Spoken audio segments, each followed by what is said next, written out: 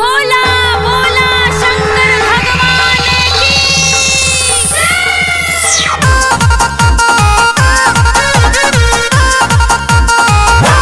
ये गौरा आज धान ना पिसबुका हो ना हमसे ना हो, मुझे तभी सुन के इतना तकलीफ माने कहाँ भाई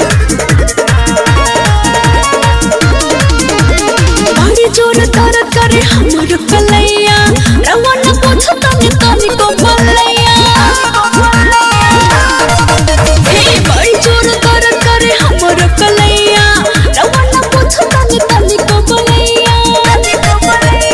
अरे रौरा भंगिया धतूरबा धतूरबा धतूरबा।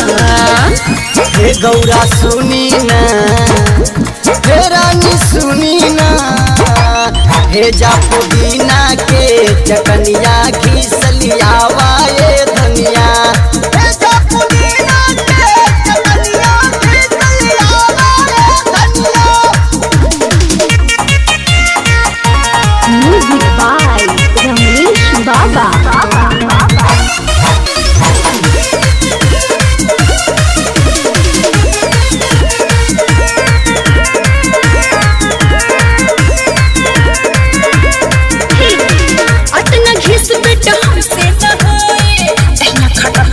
रोज रोई रोई काम के बेरी पे नखरा करेलू, देवनारी में संग मस्त रहेलू। इतना पड़ल बानी पीछे, उह करब जौन रौरे बाइछा। दल पतैया लगे रौरी जहारबा जहारबा जहारबा।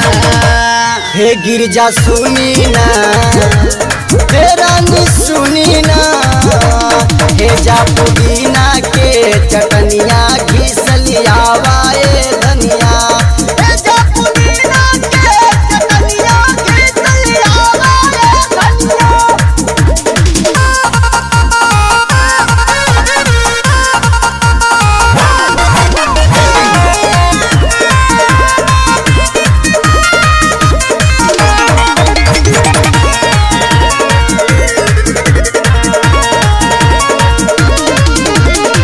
अब के बेर नहीं हर चल जाए, कितना चले बरौरा फिर नहीं आए। अबू ना दूसर हम शादी रचैबे, जो लोग से एगो नारी ले अइबे। हम तो रौवे से बनी परेशान हो, लागत घिसते घिसप जाई जान हो। अनिक लगे नहीं रौरी सहूरबा सहूरबा सहूरबा।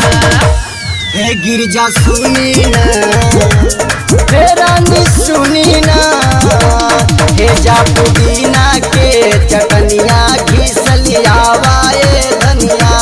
हे जा पुदीना के चटनिया